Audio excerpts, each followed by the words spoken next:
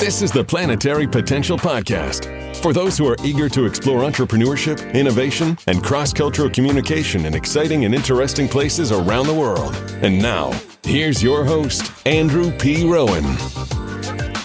Welcome to episode 11 of season 1. What are some of the challenges of scaling across Latin America? This week, I sit down with Sully Siucho, co-founder and chief operating officer of Rebaja Tus Cuentas. In our interview, Sully shares what her experience was like joining the accelerator program with 500 Startups Mexico in Mexico City, joining the Seed Star Summit in Switzerland, and the challenges of scaling an online mortgage broker in Latin America. An important reminder that opinions shared on this episode are those of individual guests. For more information, please visit www.andrewprowan.com/disclosures. Sully and I also cover how her startup went about getting its first customers and the surprising difference in expected information standards versus required information for financial decision-making. Let's get started.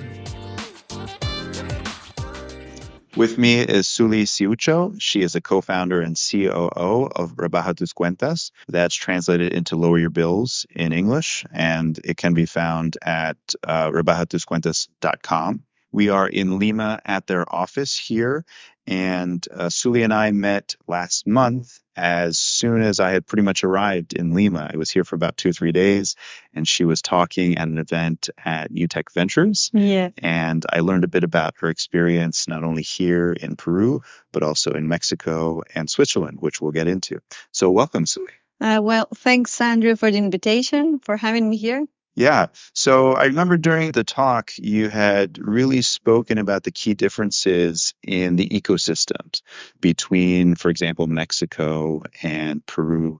So although they're both in Latin America, the Mexican ecosystem is more developed.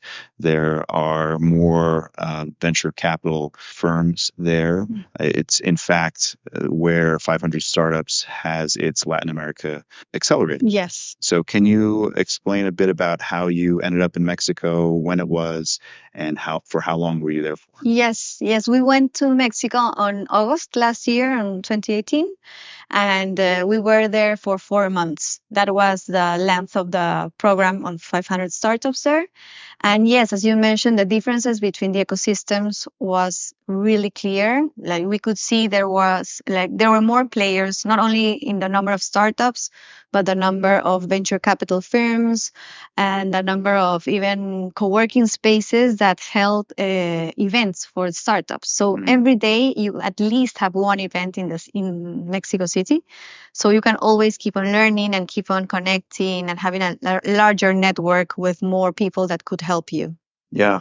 Did you find that after a certain amount of time, the return on going to events was diminishing, in the sense that perhaps by like month 2, you were thinking, okay, these events are great. It's wonderful to meet new people here and expand my network. But the time that you put towards an event is time that you're taking away from building your company. Did you ever reach a point like that in Mexico? I think I didn't get to a point where I saw that the value was not so worth it, but we did have to choose when we had to go to an event and when we had to work, because the 500 Startups program is intense. It requires a lot of your time. So there were weeks when every day we had an event, a mentorship, or a one-on-one with an investor, and it already took us a lot of our time. So we had to be very careful on what we chose, because we had to work also. Yeah. So it was more on our side to choose what was best for us. So you had to be very selective about which events that you joined and which ones you passed on. When you say we, who else was there in Mexico with you? Yes, with me was Martin, who is one of our co-founders. Nicolas is my other co-founder, but he stayed here for some time. So we were switching. At least one of us was here in Peru, because at that moment we had a very big team. Our process was not so technological, so it had a heavy component of human work. So we needed to to check what the operations were, to see our sales goals were being reached. So we always had someone here in Peru, and we were taking turns because the program of 500 it has like different topics. So at the beginning we had more technological and marketing topics, and by the end we had more like the investments and financial topics that were more related to Nicolas, who is the CEO. So we were taking turns. Right. And Martin is the CTO. CTO, right? yes. Okay. Martin is the CTO. So it sounds like there were potentially two co-founders there, but you kind of rotated Yes. in and out at certain times, which makes sense because 4 months is a significant investment of time. And as you mentioned, at the time, the processes were, it sounds like they weren't automated, or they were very much manual focused, right? At that time, they were very manual, and we had to take advantage of the fact that we were 3, so we could split and have the best of everything. Yeah.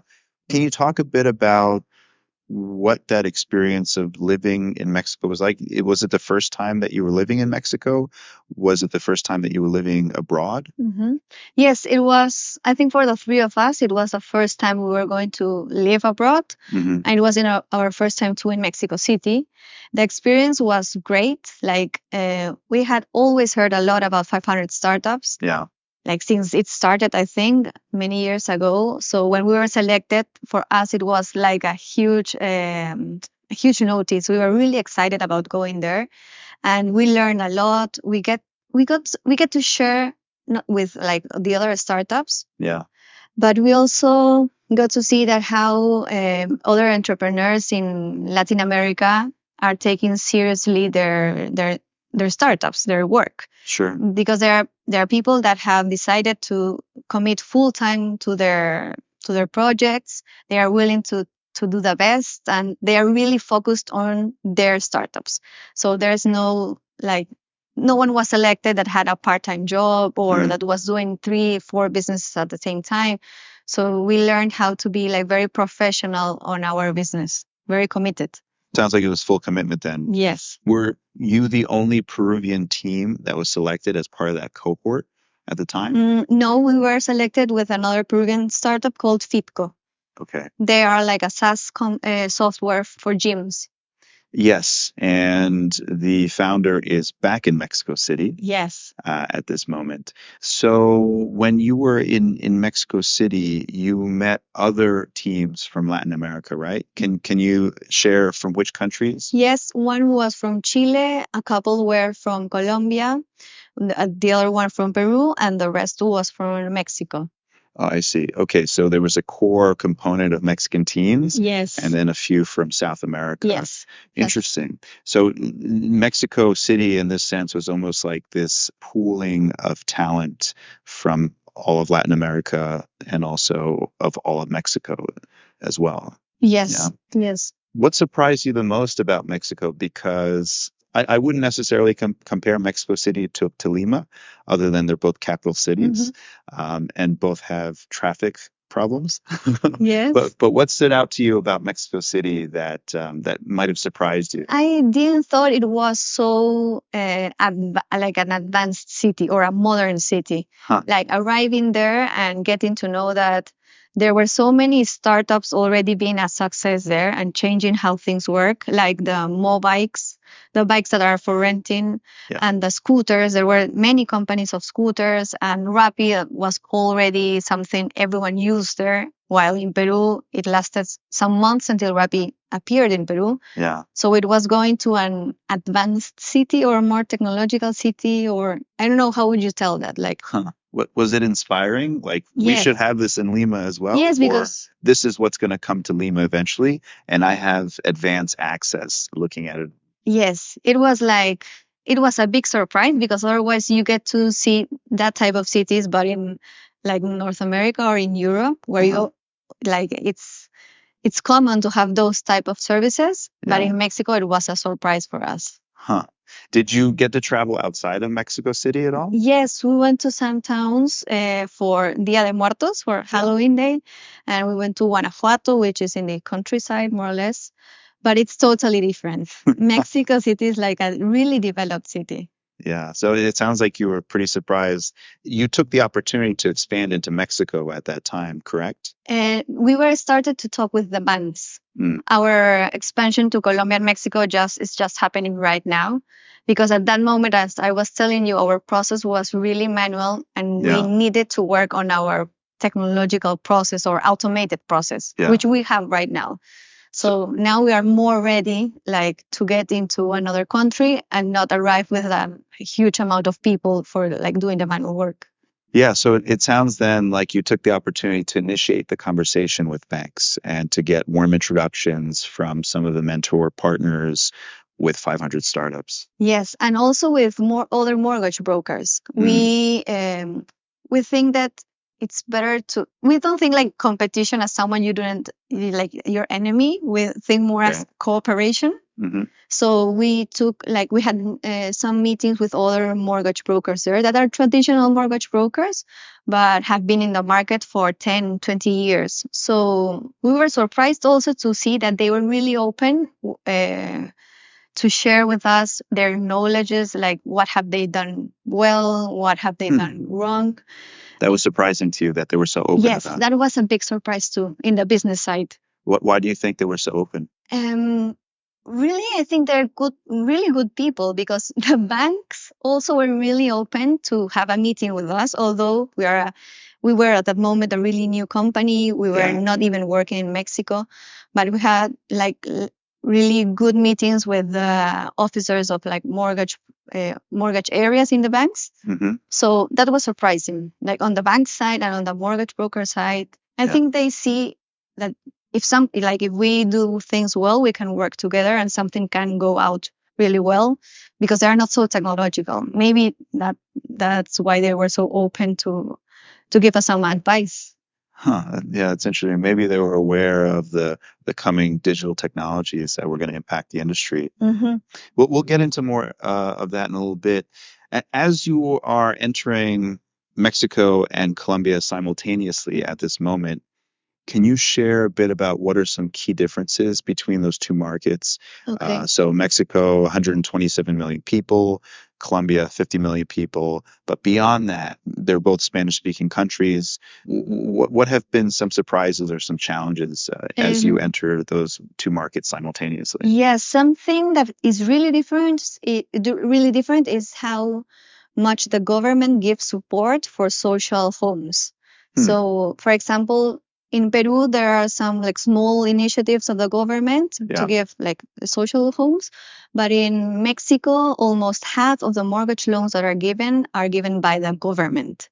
Okay. So, and that's something that doesn't happen in Colombia nor in Mexico. So they have their institution. Sorry, in Mexico, Yes. there's a lending authority that's backed by the government. Yes. And that is unique to Mexico. It is not present here in Peru nor in Colombia. No, no, because the programs in Colombia and in Peru, they have some support of the government, but they are not fully backed by the government. Mm-hmm. So that's a big difference for us, because we have to see how we get to work with the rest of the market that is not served by the government, or how we can improve the mortgages that have been given by the government. I see. So it's a different type of market where we have to see how we get there. It's also a different value proposition, right? Because when you're dealing with the government, their, let's say, KPIs can sometimes be different than the private sector. Yes, but the market is so big in Mexico that we can start with the corporate side and then see how it goes with the government side. Since the founding of the company in 2017, you have helped process $25 million US in mortgage loans. And last month, when you gave the talk, was just on the heels of coming back from the Seed Stars Summit in Switzerland. So can you talk a bit about your experience in Switzerland? Because I imagine it probably wasn't 4 months, right? No. It was a much more compressed time. Yes. I went to Switzerland because of the Seed Stars World Competition. So what Seed Stars does is that they their goal is to invest in emerging markets. So they do like a pitch competition in every emerging market, like in the means of finding a good startup in which they can later invest. Yeah. So our startup won in Peru, and that's why we went to Switzerland. And over there we had like an event of 4 or 5 days. Mhm. It was not a 4-month program, but we had previously been in their growth program, but long distance. So see. we had the program lasted 3-4 months, I think, and we had weekly calls with someone from SeedStars, Got and it. we were working weekly on our experiments to increase our final KPI, which ends up being mortgage loans disbursed. And in Switzerland, these days we had one-on-one meetings with mentors. We had some workshops, and it ended with a final event day, which was open to the public, Yeah. where we had different. We had a competition there, but we also had keynotes from different topics, from edtech, fintech, health tech, everything about tech. Yeah. And the experience there was really really great too, because I hadn't been previously with other entrepreneurs from so different contexts than our. Like Yeah. in Mexico, we were all Latin American companies, Right. but there we were sharing with companies from Asia, from Africa, from Eastern Europe. So it was much more richer in that side. Yeah, it seems like it was a wonderful experience. I know that there was Vietnamese representation at the event, for example. I always, follow which Vietnamese teams are emerging on the world stage. So it sounds like it was very exciting overall. And I did see your pitch. It's available on YouTube if anyone's interested to check it out. Curious though, as you're meeting with mentors and potential investors in Switzerland, is there a fully awareness of the operating context here in Latin America? Because I imagine the sophistication of the investors there, it must be quite high in terms of a lot of experience in the investment industry and being able to cast a wide net in terms of their network. But that experience, I'm not sure how much of that translates to the Latin American context. Did you experience any kind of funny or strange questions about your business model or about the market? I had no funny questions, but either the investors or mentors knew about Latin America or they didn't know anything about it. So they were only focused on doing businesses in Asia, for example, and they would give me examples from Asia of their startups, of how they work, of how much money they raise. Yeah. But those examples would not apply to Latin America. Right. So some of them really didn't know about Latin America or didn't look at us in any way. Huh. But others did know because had investments, but in Brazil. I see. So what I get to see is that they have more information of Brazil, or the main market they are seeing is Brazil, not the rest of us. Yeah, I mean, Brazil, of course, is the largest economy here in Latin America. Yes. The exception, though, being that it is the non-Spanish speaking Yes. country in South America. I think the key exception there. So those are very different types of conversations that you have then if you're talking to somebody who has experience in Latin America versus someone who has no baseline for understanding Latin America. How did you manage that? Because on one hand, you want to be polite and respectful, right? But on the other hand, it's like, okay, is this really the best use of our time to be talking about a market that either you don't have any interest in or you don't know anything about? On one hand, you're almost like educating them, right, on the market, which, in a different context is nice, but it's not why you were there. Yes. So wondering how you handled. Yeah, how you manage that. Yes, well, with the mentors or investors that had no knowledge of Latin America, really they were they were really polite on their thoughts. They would tell me, look, this is what happens back in my country, but really I'm not sure how that would work. I see. So they were not trying to impose me their ideas. They respected what I was telling them. Yeah. And so that was great. So it was like more, okay, nice meeting you. Like, here's my card. So we'll keep in touch. But if you come to Peru, let me know. And, yeah, we can go to Machu Picchu, Casa Ceviche, that sort of conversation. But with the ones that had more knowledge about either mortgage loans or the Latin American market, they would have also their own opinions. But I think they're really respectful people on how they tell you what they think. So although they are very successful venture capital firms, they are very, very respectful on what they tell you and how they tell you their ideas. Yeah, and I think also important to note that you had traction and metrics to back up what you were talking about, right? I think at that time you had processed $21 million US in mortgage loans. One thing that stood out to me during your pitch is that your pitch at SeedStars World Summit, that is that you are helping to save about $100 US per month in interest for your customers. Yes. Can you expand a bit on that? And then what does that mean in the context of purchasing power here in Peru? Yes, well, I'll start by the last question. $100 in Latin American countries like Peru, it represents about 1/3 of the basic salary. So for most of the population, it's a lot of their monthly income.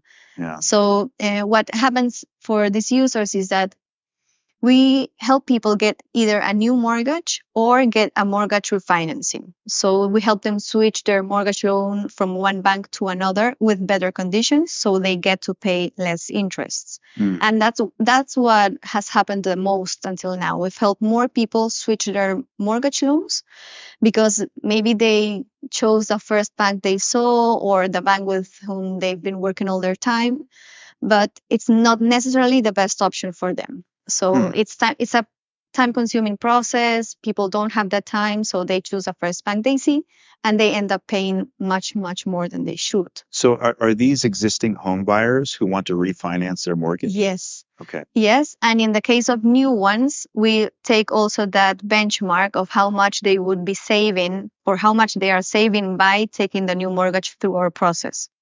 So it's basically how much inefficiencies we can get off from them. Because that's a significant amount, right? In the local currency, it's about 330 soles, yes. right? Is there any initial skepticism from your potential customers? Like, how is it possible that you could save me this much per month? Right. And if you have some of those reactions, how do you address those concerns from the customer? Okay. I think we haven't had much from those cases. We've had instead cases where $100, I want $100 and I'm going to give you all my information. And in case I don't give you $100 in savings and I give you 80, people go like, but you told me 100. And I tell you, like, look, this is an average. Some people get much, much more savings. Some people don't. But because our service is free for the user says, well, I have nothing to lose. I'll do the process. So they are really willing to try it. So in that sense, I mean, even if you're saving less than 100 US, there's still a net gain as long as the process doesn't take much of your time, right? Yes. And so can you tell me about that onboarding process, especially since now it's automated at this point, but before it was manual. So of course, it takes the team less time to onboard someone, but has the time for a potential customer to become a customer, has that also shrunk as well? Okay, so we have two parts in our process. One that is completely on the user's timing and willingness to complete all the process. That's a part where we've had all of our efforts focused, and the user can complete his application like in minutes. He can complete his information, see all the options of mortgage loans he has from the market, choose the option he likes. Then he'll get to see all the documents the bank that he has chosen needs. It's basically income statements and ID photo. Mhm. So if the user uploads everything, he's already applying to the mortgage loan. So that has gone from like 15 days when it was all manual to a couple of hours. And then we have the part of the bank, which we don't control right now, but the bank does is always the risk evaluation. Is there an average time where a customer submits all the requirements from their side and they're just waiting for the bank to process and to give a decision? Like, how long is that time on average? The bank side, it can be like from 15 days to 20, 25 days. I It see. depends a lot on the bank. Okay, and those are business days, of course, so Yes. that's about a month. Yes, but when the bank starts all the operations on his side, we always keep the user informed on what's going on. Oh, so that there's like a portal where they can track. Yes. Or we send them emails or push notifications in the browser or SMS messages so the user gets to know what's going on. Because the problem really with the user is not that how long it takes necessarily, but what's going on. I see. When we don't give them any information, they might think like what's going on, like the service is off or you know. Yeah, so it's important to find the right balance between communication and over communicating, right? Exactly. Yeah, interesting. So then I also noted in your presentation that you've had 180% quarter-over-quarter growth since 2017. Yes. And I'm curious, like, what do you attribute that growth to? Is it a particular channel, or is it, your partnerships, or is it some other media coverage, perhaps? I think it's a little bit a mix of everything. One that has been important since the first day is that we are delivering something that is not available in the market. So either someone uses our service to get a mortgage or a mortgage refinancing, or they have to go in person to every bank to get a quotation. Yeah. So that since the beginning has been a really a valuable proposition for the user. Even in the days when everything was really manual, we were delivering value. So the user could see like I'm earning I'm paying less interest. I'm not losing my time. Someone is doing everything for me for free, and I'm getting the best service. So that value proposition is what we always focus to deliver. Sure. So that was really, really important since the beginning. And then we had key alliances with banks that has taken us some time. Yeah. But after having them, everything has worked more freely through them. Speaking of the beginning, can you talk a bit about what it was like to get your first customer? Yes. Because I imagine at that time, like, first of all, you're not going to tell them that they're the first customer, right? How do you get them into that funnel and complete the entire process? Yes, our first customers went through a really long process and a really long form. We had like a form of 30, 40 fields separated in 3 screens. We asked them everything, like where do they live, where do they work, how much they earn, who they are married to, everything you could imagine, because we thought all of that information was required for the bank to give a first assessment. So users had to complete a long form. It was just a landing page with a form. We had no technology at that time. And our goal was to validate that users were willing to give us their sensible information through a website in Peru. Yeah. So we got to validate that. Users started sending their information, their income statements, their ID photos, and we were no one at the time. So we would receive the form filled out, like a jot form, I think we were using at that time. And with that information, we printed it, and we went physically to each bank. Ourselves, Nicolas and me, at the beginning. So when you went to the bank, you must have had some sort of power of attorney or something that authorized you to go on behalf of the customer? No, really not. Okay, but the customers, they consented to this process? Like, you said, we will take your information, we'll present it to a mortgage loan officer at the bank who will then review it, and then we will let you know if they approve it or not. Yes. But then what did the bank say when you just show up with But- somebody else's credentials? No, not necessarily like their credentials at that moment, but we send them all, like we show them all the information of the user. Look, I have a friend who wants a mortgage, I see. and in the first operations we had, or the mortgages we get to disperse, we didn't earn anything because we didn't had any partnerships with the banks at that moment. Right. So we were just validating the idea we could disperse a mortgage loan. So we started earning nothing from every customer. We were just giving out free customers to the bank officer from an office in a main mall here in Peru. And did you know the person there? No. Or they were just the closest ones Yeah, and like- that you thought of, and you're like, Yes. hey, let's go check out this bank location and ask them if they would be open to this. Yes. And at that point, like, what, as long as everything's legitimate, right? Like, what person is not going to say, yeah, sure, if you're going to bring me qualified leads and help me do my job, why not? Yes, and at that time the bank officers were really happy because we were doing their job and they were earning all the bonus payments, so they were really happy. Are they still partners to this day? No, because we get to make the deals, but with the mortgage area. I see. So it's another area of the bank directly with the chief officers from that area. Yeah. So we had to say goodbye to our friends from the bank offices, but it helped us prove to the banks that we did You can get. add value. Yes, look, all these customers have been Yeah. given by us. You can ask your employee and he can verify it.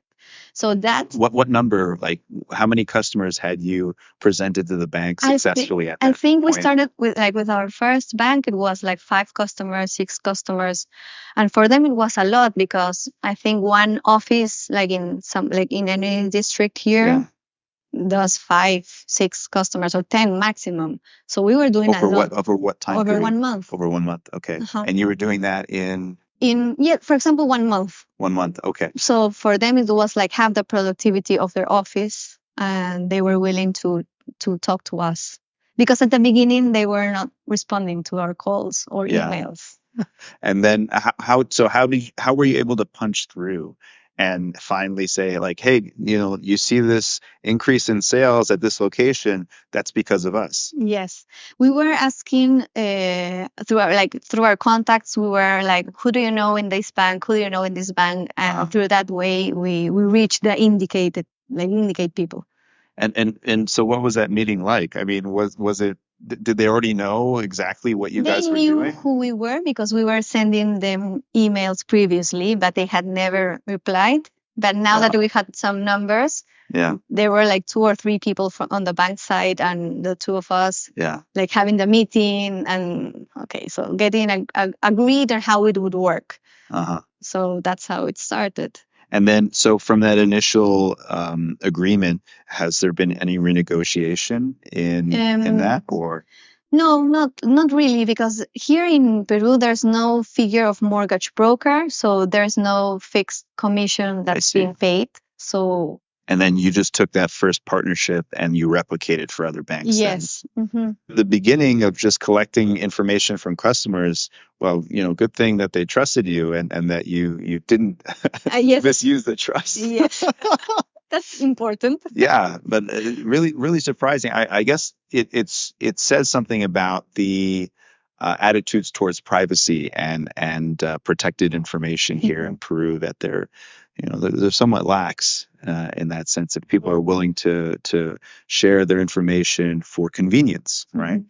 But after that, like after our first customers were gained, we did testimonials, video testimonials. I see. And they Okay. were key for Yeah. us, because then the next users would see that there was a real customer that had some benefit. Yeah. And our videos were not really produced or anything, like Yeah. people were not even smiling sometimes, but they were saying the truth. Yeah. And they were also sharing their first concerns about if our service was true Yeah. or not. So you have that social proof then, right? Yes, it was a real proof. Yeah. And then, each component you add on, it becomes easier to convince people. And then you also, it sounds like you cut the amount of information that you were collecting Yes. as well, right? Because it almost sounded like initially your standards were higher than the banks, right? Yes.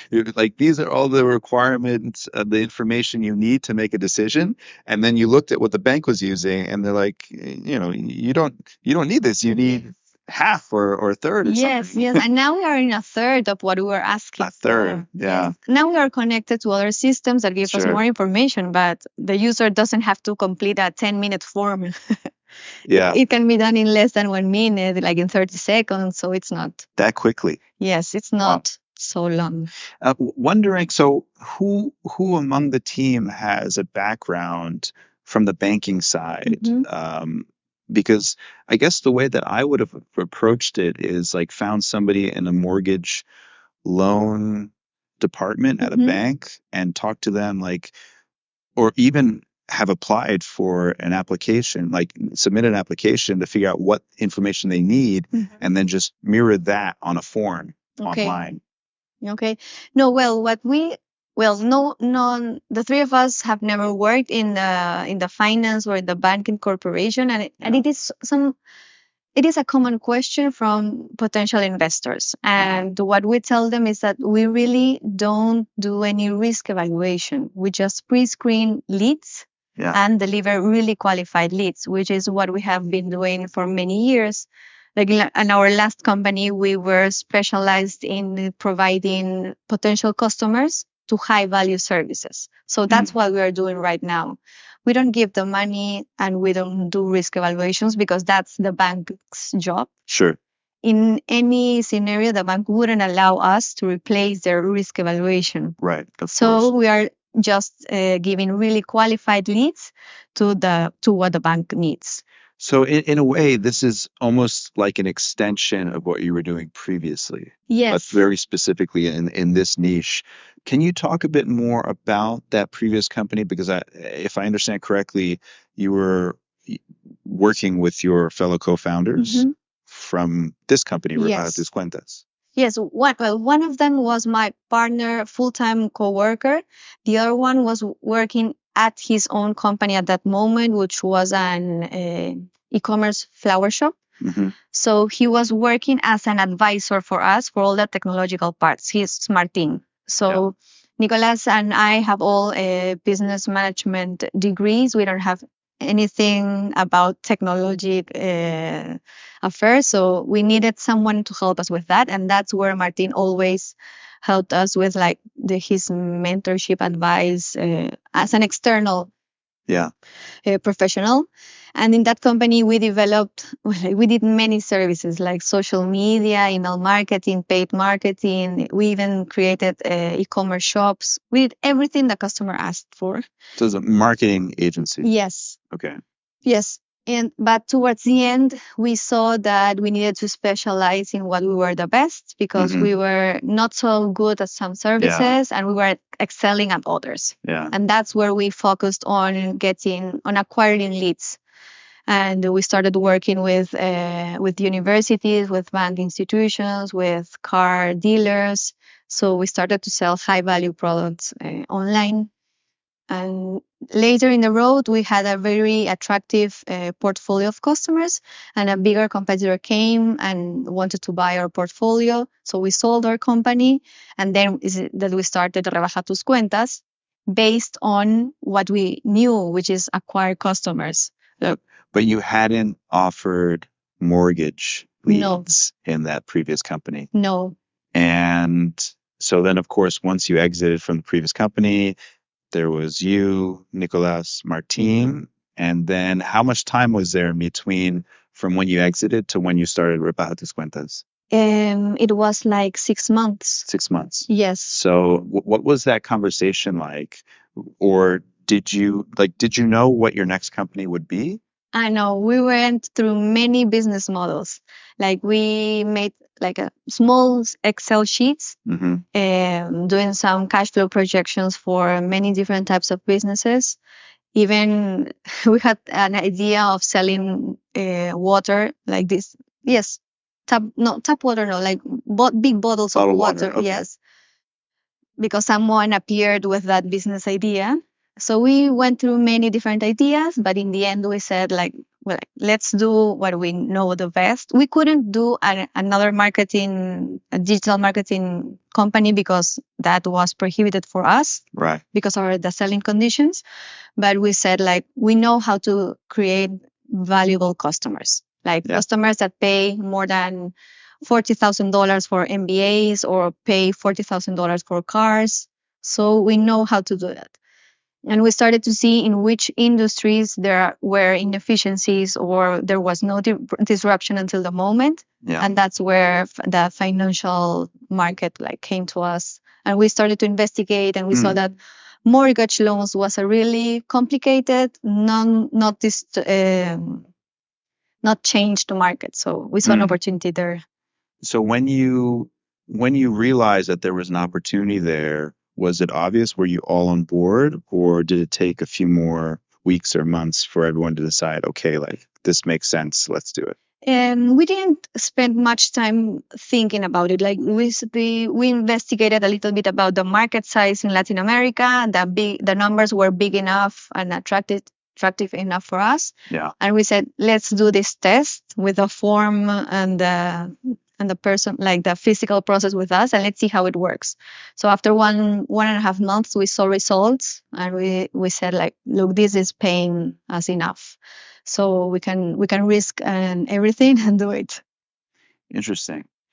So what has surprised you then about the journey thus far? Because it sounds like the other company and this company, the DNA is very different, right? Yes. The other company, you had this wide offering of services, and of course, you had your strength areas, but this is very niche, very focused, right? So wondering like which style you prefer more, and what, if anything, has surprised you, because it's a very different type of company that you're building.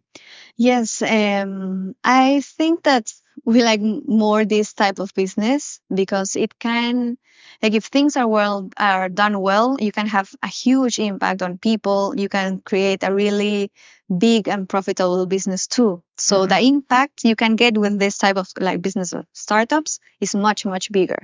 The other company is more a traditional business type. It has its own limits of like where it can grow, or it's more like it could grow in Peru, but maybe it could not grow abroad. It would be more difficult. Yeah. But this one, we see it has a lot of potential of growing to other places, impacting more people. And the other thing is that it's different is that it's like a two-sided business. We need to take care of the users, but we need to take care of the banks who are the ones paying us. So we need to be like a good advisor for the users, but we also need to be like a good opportunity for the banks to use our service. What are you noticing in terms of trends, home buying trends, or refinancing trends in the current market? In the US, folks are waiting longer to start families. They're waiting longer to have children. I think they're waiting longer as well to purchase homes for a variety of socioeconomic reasons. Do you see any trends like that here in Peru? We're seeing like our customers are not from a fixed age, but they are between 35 and 45 years old. So yes, they are not so young. But what we see is that although rates have been fluctuating a little bit the last 2 years, people are still buying, even in the low rate years and in the high rate years, because there is a lot of lack of decent places of decent homes. Yeah. So this rate of people not having where to live or not having a decent place where to live is increasing the demand of homes and of mortgages eventually. Yeah, it's hard not to notice all the construction projects here in Lima, and most of them seem to be of the apartment building variety.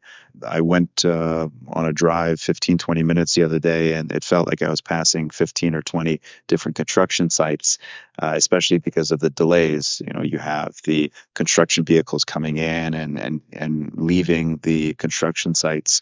Does this factor into your projections in the future as a company here?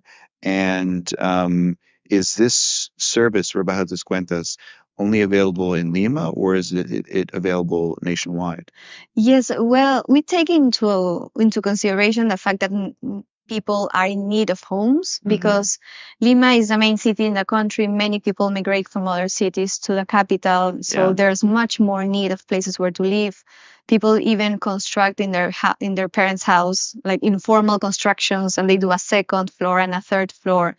And sometimes it doesn't have a good quality, so it doesn't count as a decent home someone would want to, and that's why we have many construction projects, the one you are seeing. Yeah. And we have customers. We can service people whenever wherever they are in Peru. We don't need to be in the same city, and we've had customers outside Lima too. Does the same apply to Mexico and Colombia? Yes, yes. We don't need to be physically there. We can service them from here. But what we have seen with Mexico and Colombia is that because of the terminology and because of the currency that is so different, we need people that's more used to what they're saying.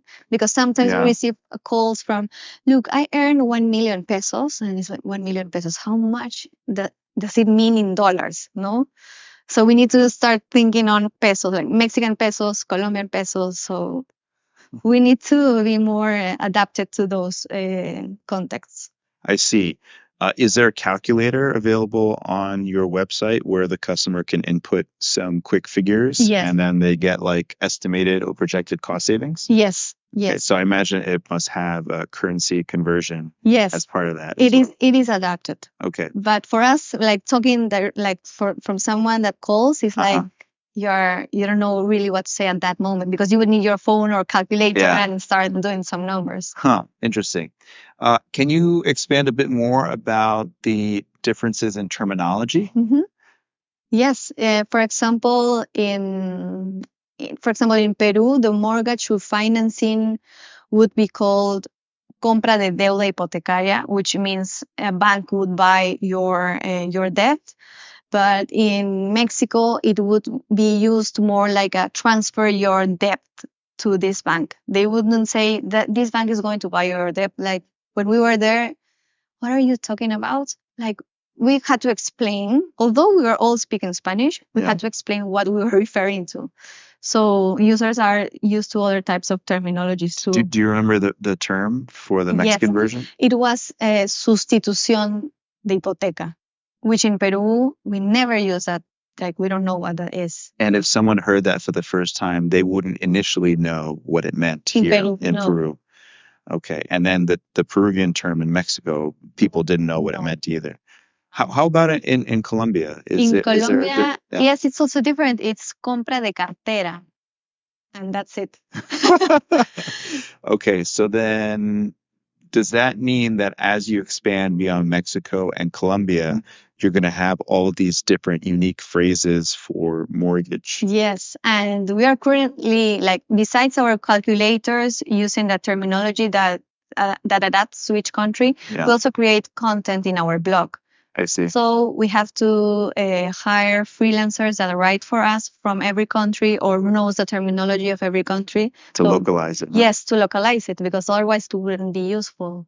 Yeah. Huh. And that also, well, of course, written content is a bit easier because you're just replacing words.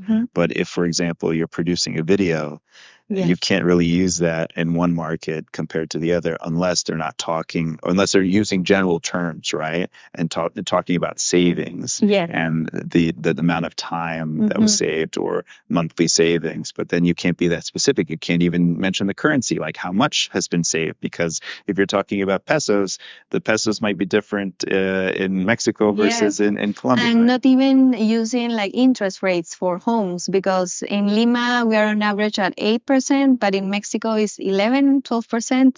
So if you talk to some, like you make a video for Peru and talk about 12% interest rate, it's like, who wants that deal? No, no one. Wow, that's really interesting from a content strategy perspective. And it seems like you're solving it somewhat with the use of freelancers to help you localize. But in that sense, in this industry, it doesn't seem like it's so easy or efficient to scale. as you would think, because at first glance, hey, like everyone speaks Spanish except for Brazil. But once you dive deeper into the industry terms and the norms, there is wide variance between the countries. Yes, yes. And it cannot be a copy paste. Mm. It's not so copy paste style. You have to adapt it, localize it. Yeah, wow. So, as you look beyond Colombia and Mexico, what other markets are you considering after those? Yes, after those we have Chile. Chile. So with that we'll have all the 4 countries of the Pacific Alliance, and that for us is a big, big market. So Chile is going to round out that group. Yeah. And then from there, I guess, depending on interest from other countries, you'll see what's the most efficient path Exactly. to entering. Exactly. Like Ecuador next door, for example, or perhaps in Uruguay or Argentina. Yes, and for example, Colombia is the market size of Colombia is 4 times the Peruvian, 2 times the Peruvian one, but Mexico is like 10 times Peru. Wow. So there are big, big markets. Chile is like 2, 3 times Peru. But the thing with Chile is that the figure of mortgage broker is not working. Is not known there. Like in Peru, we are the only ones doing this, and we are paying the price for being the first ones. Everyone will think like, oh, you're lucky, you're the first ones, but really it requires a lot of educating the banks and the users. Yep. So in Colombia and Mexico, that figure already works. Yeah. And we want to see how it goes in a market where everyone knows what a mortgage broker is. Yeah. I'm curious, besides 500 startups in Mexico, how much outreach or support there's been from Mexican investors. And the reason why I ask is because if you have this influx of companies coming from places like Peru or Colombia, then essentially if they're setting up in Mexico, they're helping the Mexican economy, right? Mm-hmm. By creating value and potentially hiring Mexican employees.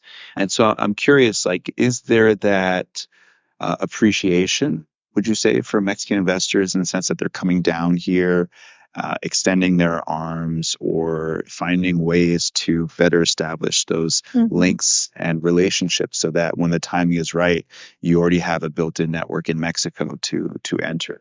Yes, we because of 500 and seed stars, we can access venture capital firms, investors, mentors over there. Mm-hmm. But when we were there, what we saw is that they are interested in you if you are already there.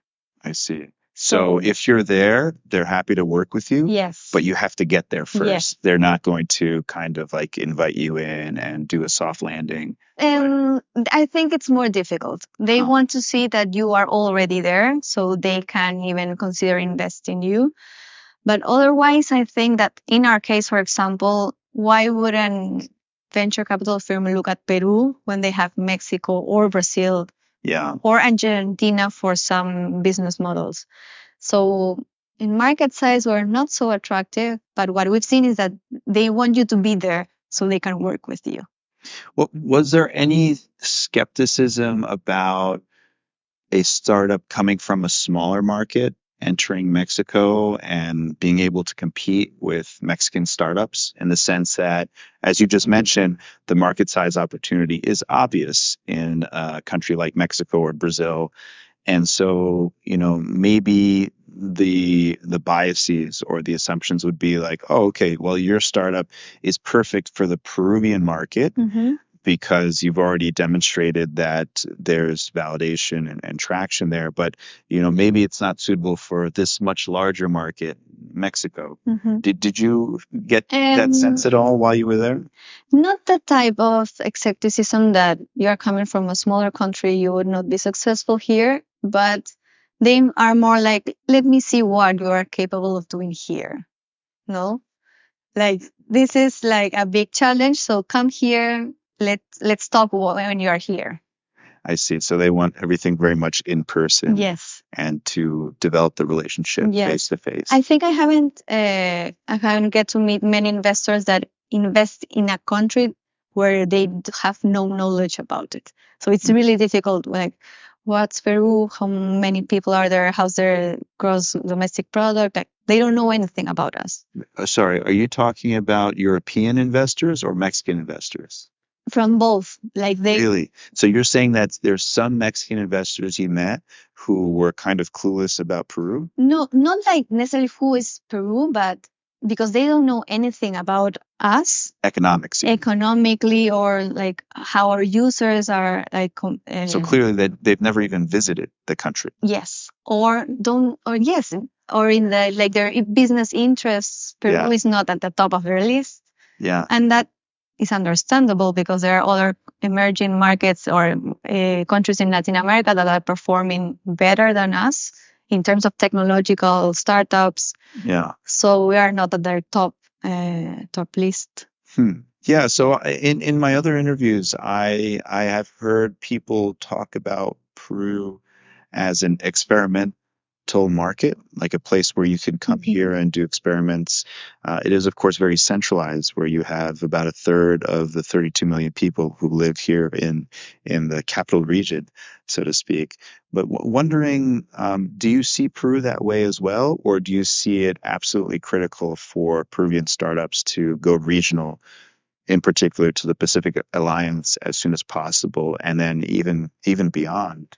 Yes, I think that we've taken Peru, La Lima, as an experiment lab too, and we see critical to go to other countries. Like if you want to be this big startup changing things and being and disrupting market and getting all the attention of VCs, you need to go to a bigger market. Peru is not in like, I don't think it's big enough for being a startup, a unicorn in Peru. No.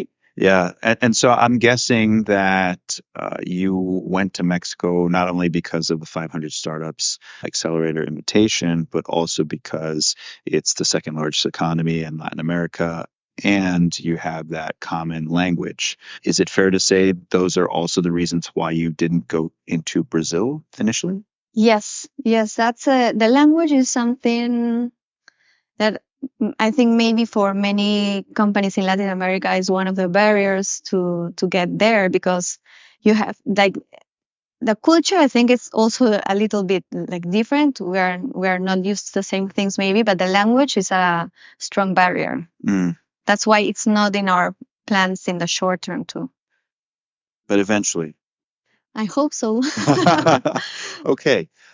So as we draw to a close, I'd like to give you the opportunity to talk about anything that I didn't ask you about, whether it's about Rebajas Cuentas or Lima, Peru, your time in Mexico or Switzerland, or anything else that you would like to share with the listeners. It could even be as general as, for example, what's the best advice you've ever received? Okay. Well, I think I can start by like saying some brief things about the Peruvian ecosystem. Like 8 years ago, we had another startup that at that time we wanted to make like an e-commerce for apparel products. And at that time, the players in the ecosystem were really few. Like we had only Huayra as an incubator. There was no government support, and the number of startups were very, very few. Like maybe you could count them by hand.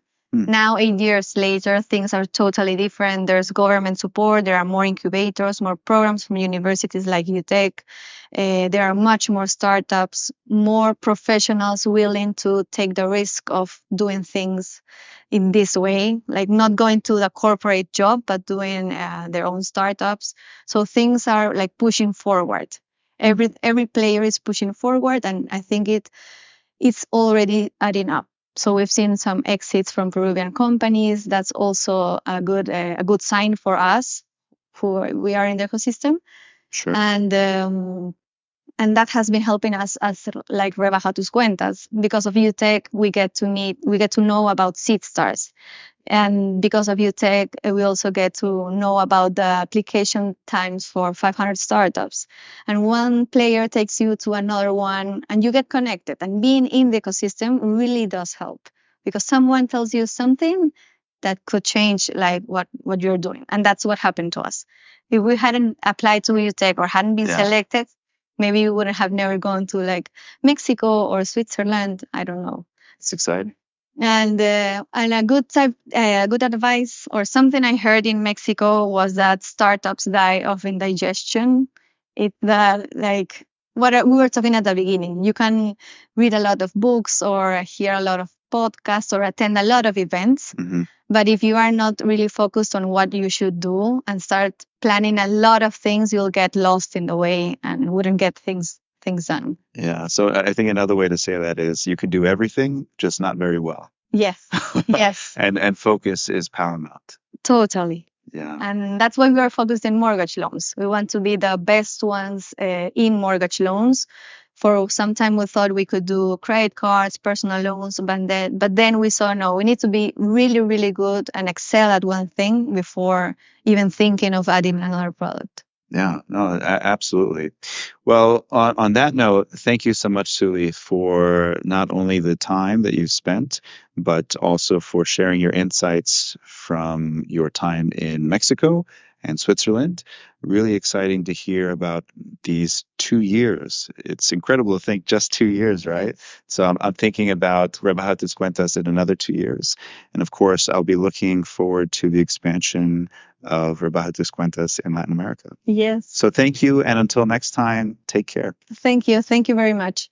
It was great to hear exactly how Sully, Nicolas, and Martin went about trying to solve the problem of obtaining a mortgage in Peru. I appreciated Sully's observations and insights between her time in Mexico City and Lima, and it was interesting to hear about the earliest days of Rebaja Tus Cuentas. Thank you, Sully. I hope you'll join me next week when we sit down with the female founder of a fashion brand that has been built from scratch. Thank you.